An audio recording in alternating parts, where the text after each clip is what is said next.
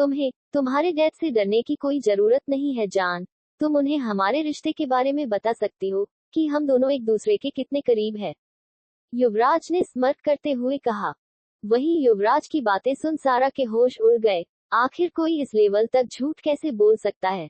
सारा धीरे से बुदबुदाई और युवराज की ओर उंगली पॉइंट करते हुए बोली, देखो युवराज, अपनी लिमिट क्रॉस मत करो। तुम्हारे और मेरे बीच ऐसा कुछ नहीं है जो तुम पूरी दुनिया से झूठ बोलते फिर रहे हो। और बात ज्यादा ना बढ़े इसलिए तुम अपने डैड को लेकर यहाँ से तुरंत दफा हो जाओ। एक तो तुम्हारे डैड को ये भी मैनर्स नहीं है कि औरतों से किस तरीके से बात की जाती है। वो मेरे मॉम डैड की खामोशी को उनकी कमजोरी ना समझे। मैं गुस्से में कुछ और उटपटांग ना बोलूं, इसलिए बेहतर होगा कि तुम तुरंत यहाँ से दफा हो जाओ। सारा ने अपने एक एक अल्फाजों को चबाते हुए कहा।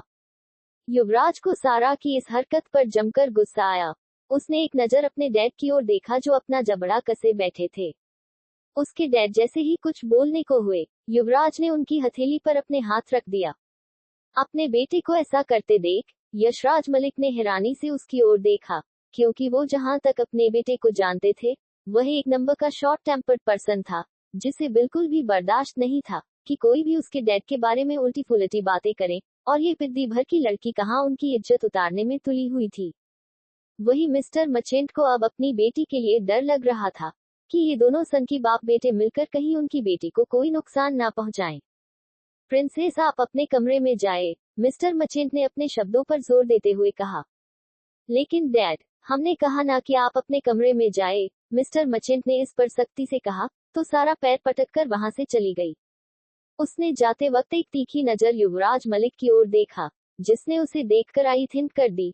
उसके ऐसा करने से सारा बुरी तरीके से चढ़ गई। उसका मन कर रहा था कि वह अभी जाकर युवराज के फेस पर मुक्का जड़ दे, लेकिन काश वो ऐसा कुछ कर पाती। वही उसके जाने के बाद सारा को यह नहीं पता था कि उसके पेरेंट्स और यशराज मलिक के बीच ऐसी क्या बात हुई कि उसके पेरेंट्स उस दिन के बाद परेशान नजर आने लगे।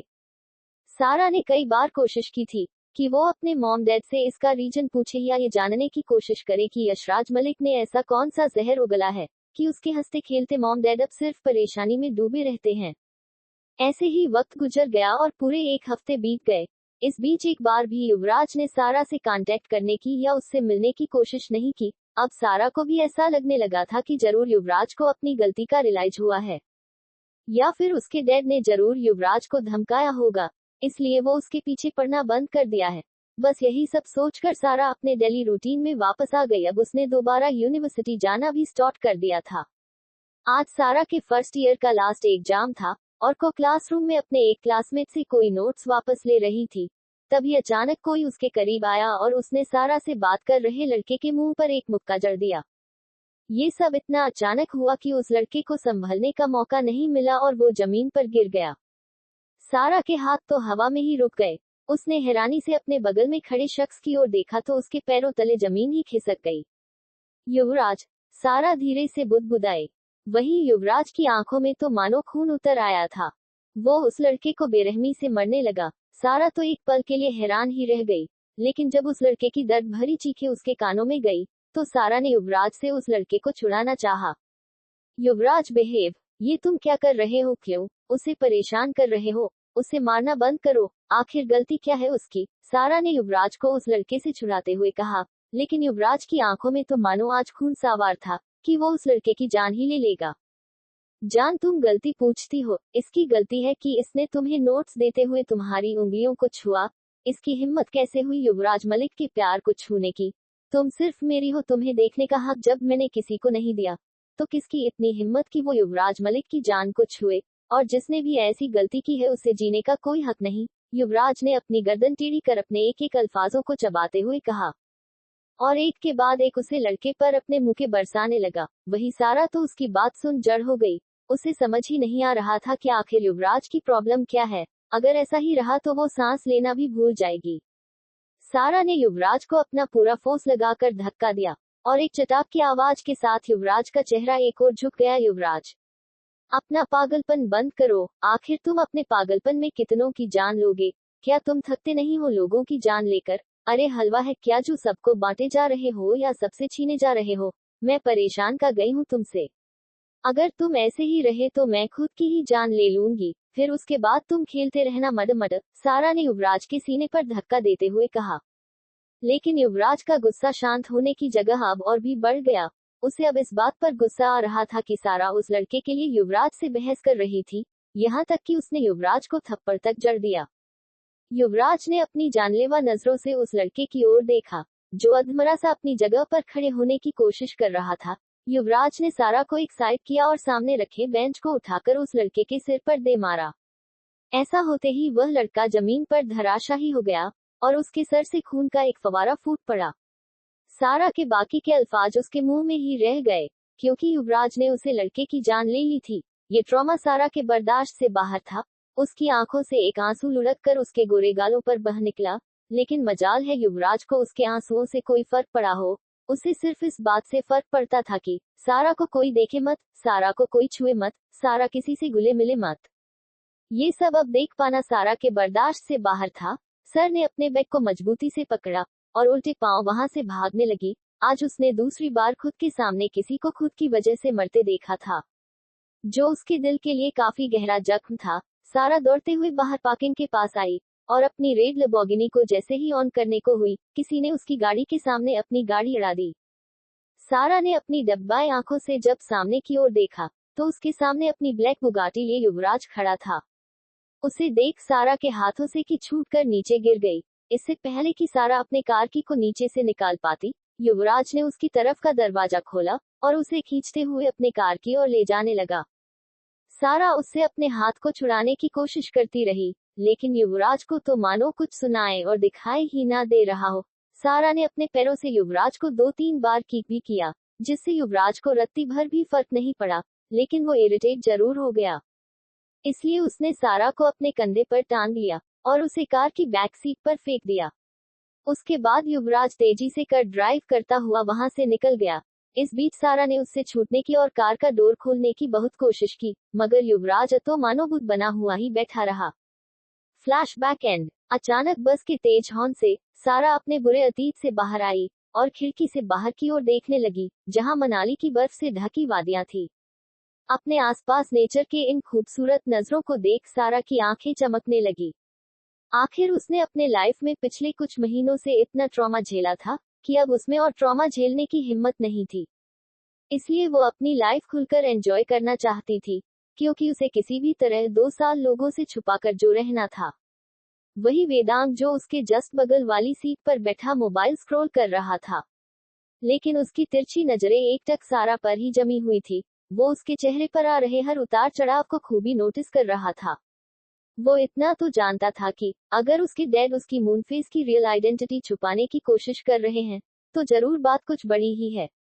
असल में जब वेदांत ने वेदांग को सारा को अपना रूममेट बनाने को कहा, तो अंग ने बिना ज्यादा ना मुकर किए हाँ कह दिया था, क्योंकि वो अपने डैड की कोई बात नहीं टालता था, और जो काम उसके डैड ने उसे करने को दिया होता था, वो कभी उस काम की जांच पड़ताल या उससे रिलेटेड इन्फॉर्मेशन नहीं निकलवाता था।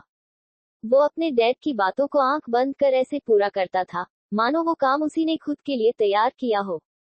वेदांग एक ओबीडियंट बेटा था, जो कभी भी अपने मॉम डैड की कोई बात नहीं टालता था। शायद यही रीजन था कि वेदांत ने सारा को अपने मेंशन में न रखकर उसे वेदांग का रूममेट बनने का सजेशन दिया। वेदांग मन ही मन अपने डैड के शार्प माइंड को एडमायर कर रहा था। अब उसे इतना यकीन तो हो ही गया था कि उसके डैड को ऐसे ही डार्क वर्ल्ड में ब्लैक डेविल नहीं कहते थे, वो सच में ब्लैक डेविल थे। वेदांग ये सोच हल्का मुस्कुरा दिया। वहीं दूसरी ओर त्रिशा, जो अपनी आंखें फाड़े और मुंह खोले बाहर बर्फीले पहाड़ों को देख रही थी, अंश ने अपने हाथ से उसकी ठुड्डी को ऊपर की ओर किया, जिससे उसका मुंह बंद हो गया। उसके ऐसा करने से त्रिशा ने घूर कर अंश की ओर देखा, जो अपनी भौहें सिकुड़े उसे ही देख रहा था। तारांकन क्या है? क्या तुम्हें अब मेरी खुशी भी बर्दाश्त नहीं हो रही है, जो अपनी नाक घुसाए जा रहे हो? त्रिशा ने चिढ़ते हुए कहा। बिकॉज जहां तक बात है खुशी की, तो तुम्हें सबसे ज्यादा खुश होने का हक सिर्फ मुझे देखकर है। और रही तुम्हारी दूसरी बात, तो मैं नाक नहीं, कुछ और ही जगह घुसाना चाहता हूँ। इतना बोलकर अंश ने त्रिशा को आई विंक कर दिया। वही त्रिशा उसे नासमझी से देखने लगी। उसे समझ नहीं आ रहा था अंश के कहने का क्या मतलब है, लेकिन जब उसे अंश की बातें समझ आई, तो उसके गाल बिल्कुल टमाटर की तरह लाल हो गए। बेशर्म, बिलोटा कहीं का, त्रिशा धीरे से बुदबुदाई। अल्पविराम।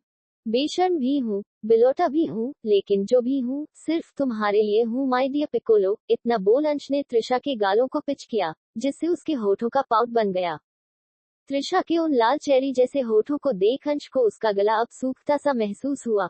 वही अंश की इंटेंस नजरें अपने होठों पर देख त्रिशा के माथे पर पसीना आ गया। अंश ने झुककर त्रिशा के उन फ्लफी होठों को स्मूच करके छोड़ दिया। अंश के ऐसा करते ही त्रिशा की पूरी बॉडी में एक कर्ट सा दौड़ उठा।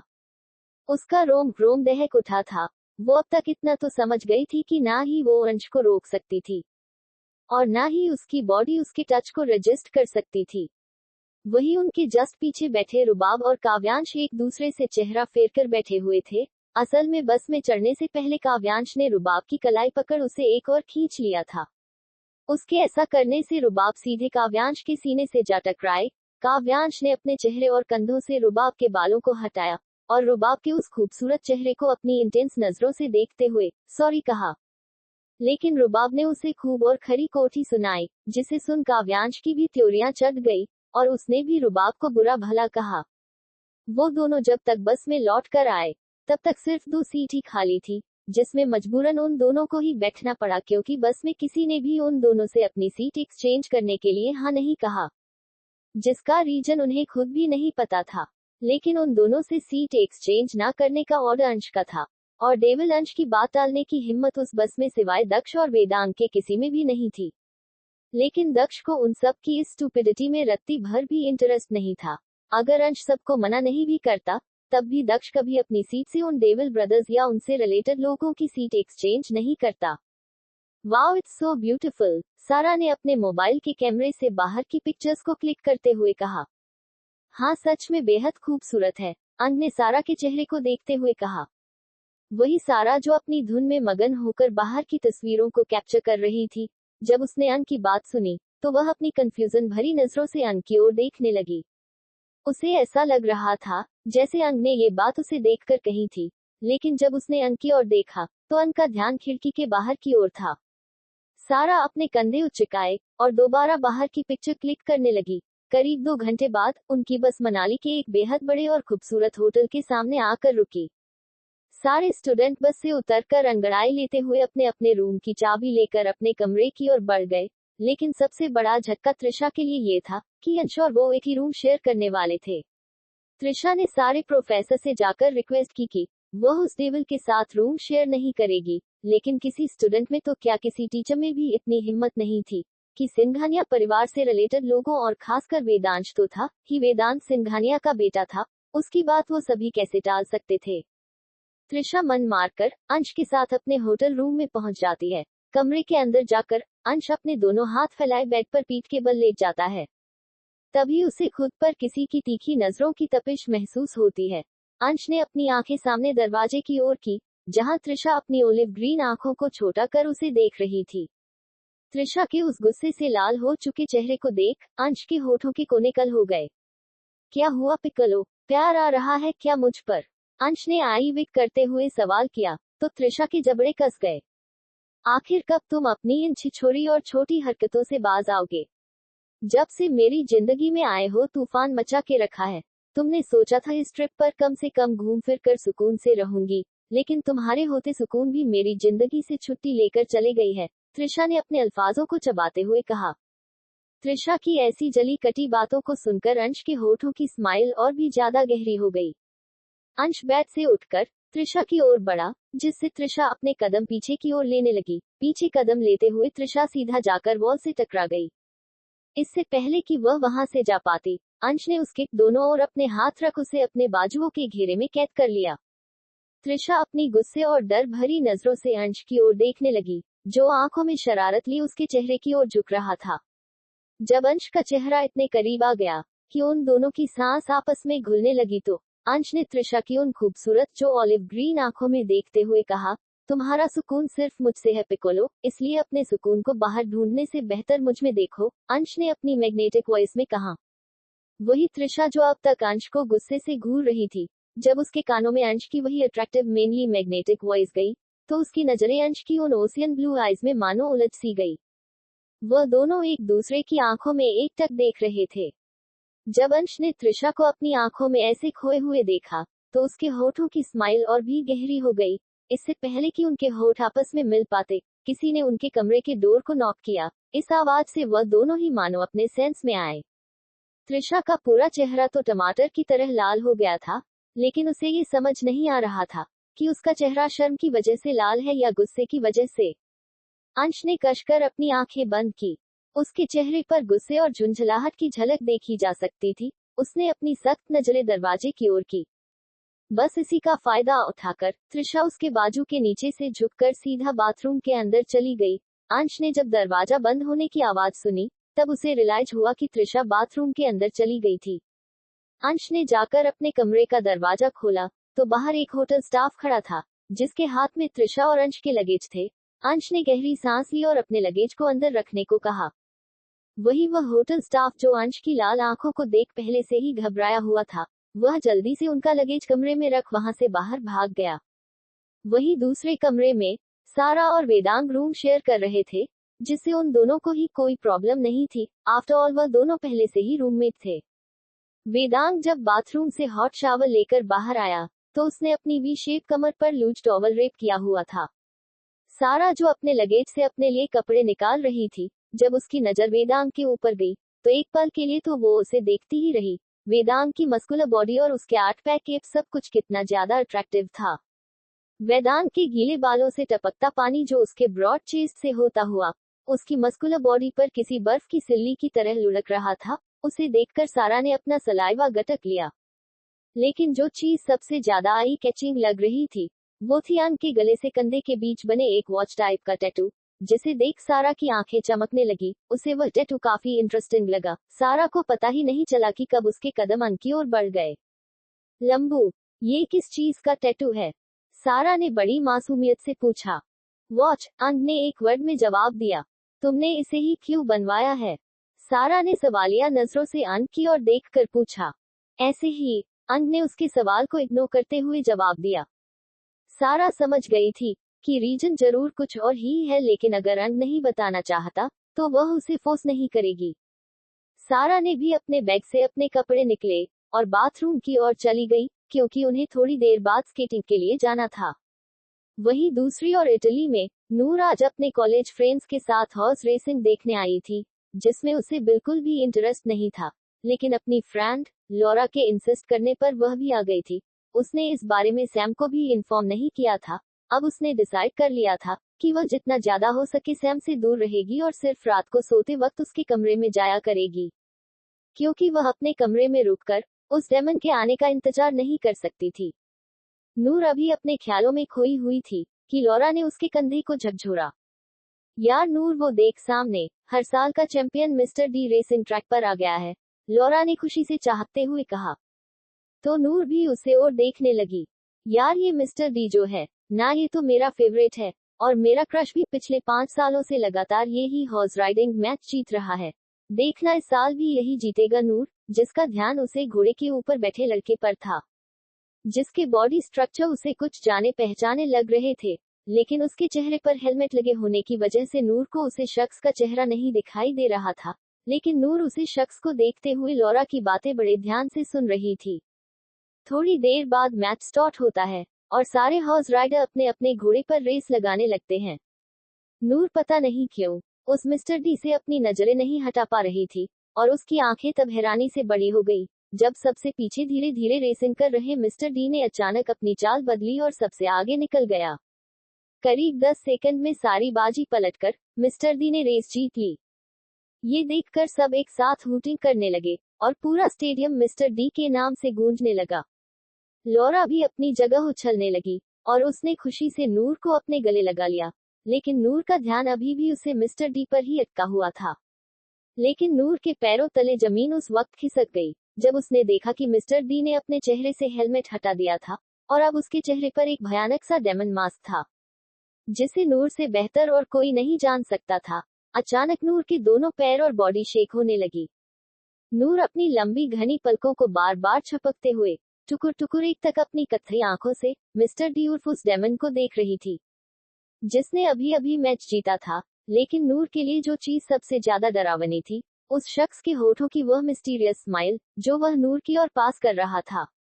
ये सब देख नूर बुरी तरह घबरा गई। उसे मिस्टर डी को देखकर उसके दिमाग में जो सबसे पहला ख्याल आया वह सिर्फ सैम का था। नूर अपने शेकिंग लेग्स लेकर उसे स्टेडियम से बाहर निकल गई। इस बीच लौरा का ध्यान सिर्फ और सिर्फ मिस्टर डी पर ही था। वहीं दूसरी ओर मनाली में नॉर्दर्न यूनिवर्सिटी के सारे स्टूडेंट प्रोफेसर्स की निगरानी में स्केटिंग कर रहे थे। उनमें लगभग सभी को भी काफी अच्छी स्केटिंग आई थी, शिवाय त्रिशा के, जो अभी स्केटिंग करने को लेकर घबरा रही थी। तभी अचानक किसी ने उसके कंधे पर हाथ रखा। त्रिशा ने मुड़कर पीछे देखा तो यह अंश था। त्रिशा उसे कंफ्यूजन से देखने लगी। तभी अंश ने उसे कुछ टिप्स दिए, जिसे न चाहते हुए भी त्रिशा गौर से सुनने लगी, और कुछ ही मिनट बाद वो धीरे धीरे स्केटिंग करने लगी। कई सारे स्टूडेंट को उसे देखकर हंसी आ रही थी, लेकिन मजाल है कि कोई अंश सिंघानिया की गर्लफ्रेंड पर हंस सके। अंश सिंघानिया ने मुंह नहीं तोड़ देना था उन सब का। वही उनसे कुछ दूरी पर खड़ी जागृति, जो उन दोनों को ही बड़े गौर से देख रही थी। जब उसने अंश और त्रिशा को इतने क्लोज देखा तो उसके अंदर तक सुलग उठी। उसने दांत पीसते हुए कहा, इस त्रिशा नाम की मुसीबत को मैंने भी अपने रास्ते से नहीं हटाया तो मेरा नाम भी जागृति नहीं। जागृति ने अपनी नजरों में दुनिया जहां का नफरत समेटे त्रिशा को देखकर कहा और फिर स्केटिंग करने लगी। वहीं उन सब में सबसे अच्छी स्केटिंग सारा कर रही थी। आफ्टर ऑल वह पेरिस से जो बिलोंग करती थी, उसका पूरा बचपन पेरिस में कटा था और उसे तो स्केटिंग करने में महारत हासिल थी।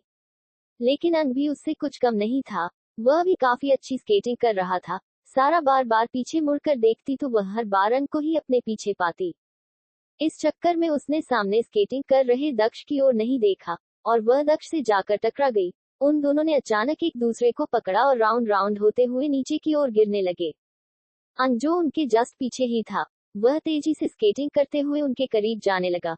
लेकिन जब तक वह उन दोनों के पास जा पाता तब तक सिचुएशन हाथ से निकल चुकी थी, क्योंकि वह दोनों ही नीचे जमीन में बर्फ के नीचे की झील में गिर चुके थे। अंग जानता था कि दक्ष को स्विमिंग नहीं आती है, इसलिए वह भी उस झील के अंदर खुद गया। लेकिन उसे ज्यादा फोर्स नहीं लगाना पड़ा, क्योंकि सारा काफी अच्छी स्विमर थी और उसने दक्ष को पहले ही ऊपर की ओर ले आई थी। अंग ने दक्ष को बर्फ से जमीन पर लेटाया और उसके पेट को प्रेशर देने लगा, जिससे दक्ष के मुंह से पानी निकलने लगा। लेकिन अभी भी दक्ष की हालत कुछ ठीक नहीं थी, तो सारा ने अंग की ओर देखकर कहा, लंबू, इसे सीपीआर दो। सारा की बात सुनकर अंग के एक्सप्रेशन चेंज हो गए। उससे बिल्कुल पसंद नहीं था कि वो किसी को सीपीआर दे, लेकिन जब बहुत देर तक अंग हाँ या ना के कंफ्यूजन में उलझा रहा, सारा ने गुस्से से एक नजर उसे देखा और अपने होंठ दक्ष के होठों पर रख उसे सीपीआर देने लगी, जिसे देख अंग की आंखें इतनी गहरी हो गई जैसे वह इसी वक्त सर को जलाकर राख ही कर देगा। वही उसके गुस्से से अनजान सारा दक्ष को सीपीआर दे रही थी, जो कि दक्ष की जिंदगी बचाने के लिए बेहद जरूरी था। सारा दक्ष को सीपीआर दे रही थी, वही उसके सामने बैठा अंग अपनी जानलेवा नजरों से उसे ही देख रहा था। इन सबसे अनजान सारा दक्ष की जान बचाने की कोशिश कर रही थी। तभी एक तेज झटके के साथ खसते हुए दक्ष अपने होश में आया और उसने सारा को खुद के ऊपर से धक्का दे दिया। दक्ष के ऐसा करने से सारा एक और गिर गई। एक तो वो भी ठंडे बर्फीले झील में दक्ष के साथ गिरी थी, ऊपर से दक्ष के ऐसे रूड बिहेवियर को देखकर सारा को इतना गुस्सा आया कि उसने दक्ष के मुंह पर एक पंच कर दिया। यू ब्लडी बास्टर्ड, सारा गरजते हुए बोली। यू इतना बोलकर जैसे ही दक्ष सारा को थप्पड़ मारने को हुआ, अंग ने उसके हाथ को पकड़ लिया। दक्ष ने घूरकर अंग को देखा, जबकि अंग तो अपनी स्टलिंग ग्रे आइज में दुनिया भर का गुस्सा समेटे उससे ही घर रहा था। अंग, तू बीच में मत पड़, वरना मैं भूल जाऊंगा कि तू कभी मेरा दोस्त था, दक्ष ने अंग को गुस्से से कहा। दक्ष की बहुत सुनकर अंग के होठों पर तिरछी स्माइल आ गई हो, तो अब मार खाने के डर से दोस्ती याद आ रही है, अंग ने सार्कास्टिकली कहा। अंग, तू अपने लिमिट में रह। इतना बोलकर दक्ष ने अपनी मुट्ठी अंग की ग्रिप से छुड़ाए और उसे अपनी लाल आंखों से घूरने लगा। अभी वह दोनों अपनी आंखों में बेउनते गुस्सा और नफरत लिए एक दूसरे को घूर रहे थे कि उन्हें सर की गुस्से भरी आवाज सुनाई दी, स्टॉप इट गाइस, तुम लोग यहीं पर एक दूसरे से लड़ मार कर एक मत हो जाओ, सर ने अपने अल्फाजों को चबाते हुए कहा और दक्ष की ओर देखा। अंग अपने कोल्ड वॉइस में बोला, उससे दूर रहना, मुझे भी कोई शौक नहीं है तेरे उस पिद्दी भर के रूममेट से बहस करने का, दक्ष ने अपनी जैकेट को झाड़ते हुए कहा, जो कि पूरी तरह से गिला हो गया था। वह दोनों ही वापस अपने होटल की ओर चल दिए। वहीं त्रिशा और अंश अपने दोस्तों के साथ स्केटिंग कर रहे थे। आज मौसम भी थोड़ा खराब था, इसलिए प्रोफेसर्स भी सबको वापस जल्दी लौटने को कहा, लेकिन त्रिशा को स्केटिंग करने में इतना मजा आ रहा था कि उसने अपने प्रोफेसर्स की बातों को इग्नोर किया और बड़े इतने से स्केटिंग करने लगी। तभी वहां उसे पहाड़ी पर बर्फबारी स्टार्ट हो गई, जिसे देख त्रिशा की ओलिव ग्रीन आंखें चमकने लगी। त्रिशा को ऐसे हुए देखा अंश के होठों पर भी स्माइल आ गई। तभी अंश ने देखा कि कोई दूसरी ओर दर्द से चिल्ला रहा है। उसे स्टूडेंट को ऐसे जख्मी देख अंश उसकी ओर बढ़ गया। अंश ने उसे लड़के की हेल्प की क्योंकि उसका पर बर्फ के अंदर दास गया था। जब अंश ने उसे लड़के का रेस्क्यू किया, अंश ने उस लड़की को बर्फ से बाहर निकलो। तब तक प्रोफेसर्स ने आकर उसे लड़के को संभाल लिया। अब वहां उसे पहाड़ी पर बर्फबारी तेज हो गई थी, जो एक बर्फीले तूफान में तब्दील हो गई थी। सारे स्टूडेंट वापस अपने होटल की ओर चले गए। तभी अंश को याद आया कि त्रिशा अभी तक शायद वापस नहीं गई है। उसने त्रिशा को कॉल किया, लेकिन त्रिशा ने कॉल रिसीव नहीं किया। अंश ने अपने भाइयों से पता करवा लिया था कि त्रिशा अभी तक लौटकर वापस होटल नहीं गई है, जिसका पता चलने पर अंश के माथे की त्योरियां चढ़ गई। अंश उस बर्फीले तूफान में त्रिशा को अब पागलों की तरह ढूंढने लगा, लेकिन त्रिशा का कोई पता नहीं चला। अंश के उसे टेंस भरे कॉल के बाद काव्य, रुशील, निहार भी वहां जाकर उसे तूफान के बीच त्रिशा को ढूंढने लगे, लेकिन उनमें से किसी को भी त्रिशा का कोई पता नहीं चला। वही क्रिया तो अपनी फ्रेंड त्रिशा के ऐसे घूम जाने पर रोने लगी। उसे अब खुद के ऊपर गुस्सा आ रहा था कि उसने त्रिशा की केयर नहीं की, इसलिए वह घूम गई। उसका रो रोकर बुरा हाल हो गया। विराज क्रिया को संभाल रहा था, लेकिन उसकी सिसकियां बंद नहीं हो रही थी। वहीं दूसरे ओर अंश और उसके भाई अभी भी आसपास के एरिया में त्रिशा को ढूंढ रहे थे।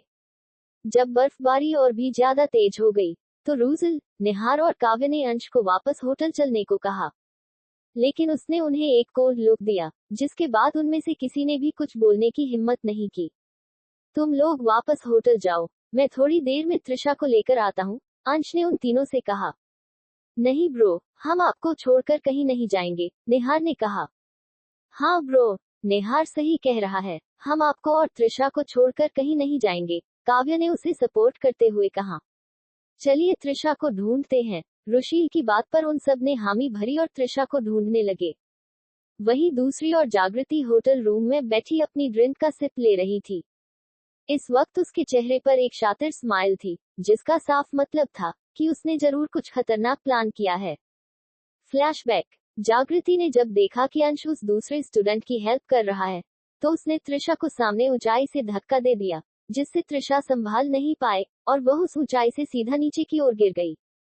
जागृति ने ये सब करने से पहले अपने आसपास नजरें दौड़ा ली थी, जैसे कंफर्म हो जाना चाहती थी कि कोई उसे देख तो नहीं रहा है।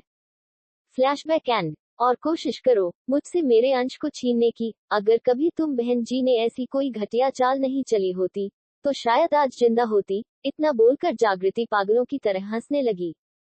उसकी यह हंसी भी उतनी ही इरिटेटिंग थी जितनी वो खुद। वहीं दूसरी ओर अंश त्रिशा को खोजते हुए पहाड़ी के नीचे की ओर आ गया। तभी उसे दूर बर्फ में कुछ जाना पहचाना अक्स नजर आया, जिसे देखकर अंश की सांस मानो अटक सी गई। उस तेज बर्फबारी में अंश दौड़ता हुआ त्रिशा की ओर बढ़ा, जो किसी लाश की तरह बर्फ में जम सी गई थी। त्रिशा की नफ्स भी ना के बराबर चल रही थी। वेक अप पिकलो, मैंने कहा न वेक अप, वरना I will punish you badly, अंश ने त्रिशा के गालों को थपथपाते हुए कहा। लेकिन त्रिशा तो मानो किसी बेजान गुड़िया की तरह उसकी बाहों में पड़ी रही। अंश ने त्रिशा को अपनी बाहों में उठाया और आसपास देखने लगा। बर्फबारी के इस वक्त त्रिशा को बाहों में उठाए अंश को पहाड़ी की चोटी चढ़नी पड़ती, और इतनी बर्फबारी में त्रिशा को ऐसे पहाड़ की चोटी पर लेकर जाना सही नहीं था। अंश ने अपने चारों ओर नजरें ऐसे दौड़ाई जैसे वह किसी की हेल्प चाहता हो या कुछ ढूंढ रहा हो। तभी अंश की नजर सामने नदी के उस पार बने एक कॉटेज पर पड़ी। अंश ने उसे नदी के ऊपर बने लकड़ी के पुल को पार किया और जल्दबाजी में लगभग दौड़ता हुआ उसी कॉटेज के पास के दरवाजे पर पहुंच गया। अंश ने दरवाजा नॉक किया, लेकिन किसी ने दरवाजा नहीं खोला। अंश ने लगभग 4 से 5 बार यही दोहराया, लेकिन किसी ने दरवाजा नहीं खोला। अंश ने एक नजर पीछे जमीन पर त्रिशा की ओर देखा, जिसके होंठ भी अब नील पड़ चुके थे। त्रिशा की ऐसी हालत देख अंश घबरा गया और उसने एक कीक के साथ दरवाजा खोल दिया। अंश ने त्रिशा को अपनी बाहों में उठाया और उसे लेकर कॉटेज के अंदर चला गया। हेलो, कोई है? हाउस ओनर, अंश उस कॉटेज के अंदर चारों ओर देकर चिल्लाया, लेकिन किसी ने भी अंश को कोई जवाब दिया, और ना अंश को किसी के जवाब की उम्मीद हुई, क्योंकि उस कॉटेज की हालत देखकर पता चल रहा था कि वो कॉटेज काफी दिनों से बंद था। अंश सुखी लड़कियों को ढूंढकर उन्हें जलने लगा। कुछ ही पल में अंश ने इतनी आग जला ली जिससे उसका और त्रिशा का इस ठंड में गुजारा हो जाता। अंश आग से कपड़े गर्म कर त्रिशा की बॉडी पर रखने लगा ताकि त्रिशा के खून को जमने से वह रोक सके, लेकिन उसके बाद भी त्रिशा की बॉडी और भी ज्यादा ठंडी होती जा रही थी। अंश के मोबाइल की बैटरी भी डेड हो चुकी थी, जिस वजह से वह अपने भाइयों को कॉल नहीं कर पा रहा था। अंश को समझ नहीं आ रहा था कि वो क्या करे। वो जलती हुई आग से आसपास की खिड़कियों के पर्दे निकालकर उन्हें आग में तपाकर उससे त्रिशा के बदन को सेकने लगा। लेकिन त्रिशा का बदन वक्त के साथ और भी ज्यादा ठंडा हुआ जा रहा था। त्रिशा की ऐसी बिगड़ती हालत देख अब अंश को घबराहट सी होने लगी। अंश को त्रिशा को खोने का डर सताने लगा। अंश ने कुछ पल त्रिशा के उसे बदहवा सफेद पड़ चुके चेहरे की ओर देखा और कसकर आंखें बंद कर ली। आई एम सॉरी पिकलो, लेकिन मुझे ऐसा करना ही होगा, अंश ने मन ही मन खुद से कहा। अंश ने आंखें खोल त्रिशा की ओर देखते हुए ही अपने शर्ट के बटन्स खोलने शुरू कर दिए। एक एक कर उसने सारे बटन्स खोल अपनी शर्ट को अपने बदन से अलग कर लिया और त्रिशा के ऊपर आ गया। उसने त्रिशा के बदन से सारे कपड़े अलग किए और हसीन संगमरमर से तराशे बदन को एक नजर देख उसके मुलायम होठों पर अपने होंठ रख उसे चूमने लगा। अंश को हमेशा से त्रिशा के होठों का टेस्ट बहुत मीठा लगता था, जैसे वो कोई चॉकलेट खा रहा हो। अंश बड़े प्यार से त्रिशा के होठों को चूम रहा था। कभी वो उसके अपर लिप को चूमता तो कभी उसके लोअर लिप को स्मूच करके छोड़ देता। इस बीच अंश के रफ हाथ त्रिशा के पूरे बदन पर चल रहे थे। अंश अपने हाथों को आगे बढ़ाते हुए त्रिशा के खुले सीन पर रख देता है और त्रिशा के दोनों उभारों को अपने हथेलियां के बीच कैद कर उन्हें प्रेस करता है। उसके ऐसा करने से त्रिशा नींद में ही कसमसाने लगती है, क्योंकि ना चाहते हुए भी उसकी बॉडी रिएक्ट करने लगी थी। जब अंश को ऐसा महसूस होता है कि त्रिशा को नींद में ही सांस लेने में दिक्कत हो रही है, तो वह उसके होठों को आजाद कर अपने हार्ड लिप्स त्रिशा के सुराहीदार गर्दन पर रखकर वहां अपने होठों को रब करने लगता है। अंश लगातार त्रिशा के गर्दन, कंधे और क्लीवेज पर किस कर रहा था। बीच बीच में कभी वो बाइट करता तो कभी वो स्मूच करके छोड़ देता। अब अंश ने अपने होठ त्रिशा के परफेक्ट साइज उभारों पर रख दिए। वो त्रिशा के उभारों को अपने मुंह में रखकर सक करता और दूसरे हाथ से लगातार वो उन्हें प्रेस कर रहा था। बेहोशी में भी त्रिशा उसके ऐसा करने पर आहें भरने लगी। त्रिशा की आहें सुन अंश, जिसने ये सब मजबूरी में करना स्टॉप किया था, वो अब एक्साइटेड होकर इन सब में इन्वॉल्व हो गया। अंश त्रिशा के उभारों को ऐसे सक कर रहा था जैसे वह उन्हें खा ही जाएगा। अंश ने त्रिशा के उभारों को पूरी तरह से लाल कर दिया था, जैसे कि अगर उन्हें छू दिया जाए तो उनमें खून निकल आएगा। अब अंश अपने होठों को त्रिशा के दरारे के बीच चलने लगा। उनसे होते हुए वो अपने होठ त्रिशा के मुलायम पेट पर फिराने लगा। वो अपने होठों को त्रिशा के बेली बटन पर रखकर उसे बेतहाशा चूमने लगा। फिर अपनी जीभ उसके बेली बटन के आसपास फिराने लगा। उसने त्रिशा के उस मुलायम पेट पर ढेर सारे किसेस और बाइट किए। फिर अंश त्रिशा के पैरों को स्प्रे कर अपने होठ त्रिशा के लोअर पिक सॉफ्ट पार्ट पर रखकर उन्हें हौले से चुमसक करने लगा। अंश त्रिशा के लोअर पार्ट को लगातार शक कर रहा था। उसके ऐसा करने से त्रिशा अपने पैरों को बेहोशी की हालत में ही बेड पर मसलने लगी। अंश त्रिशा के लोअर पार्ट में अपनी जीभ हिंट कर उसे अपने प्यार का एहसास करने लगा। त्रिशा बेहोशी में ही मौन करने लगी। अब अंश की हार्डनेस कुछ ज्यादा ही हार्ड हो गई। उसने खड़े होकर अपने हार्ड लोअर पार्ट से त्रिशा की उस सॉफ्ट पिन पार्ट को सहलाया और झुककर त्रिशा के कान पर अपनी मधोशी भरी आवाज में बोला, आई एम सॉरी पिकलो, तुम्हें थोड़ा दर्द होगा, लेकिन मैं कोशिश करूंगा कि मैं जेंटल ही रहूं। इतना बोलकर अंश ने त्रिशा के कान पर लाइट किस किया और उसकी बॉडी में झटके से इंटर हो गया। उसके ऐसा करने पर त्रिशा की एक चीख निकल गई और उसका बदन ऊपर की ओर उठ गया, लेकिन उसकी आंखें अभी भी बंद थी। अंश ने अपने लोअर पार्ट को बाहर निकाला और साइड में रखे टिश्यू से अपने लोअर पार्ट में लगे ब्लड को साफ कर हल्का मुस्कुराया।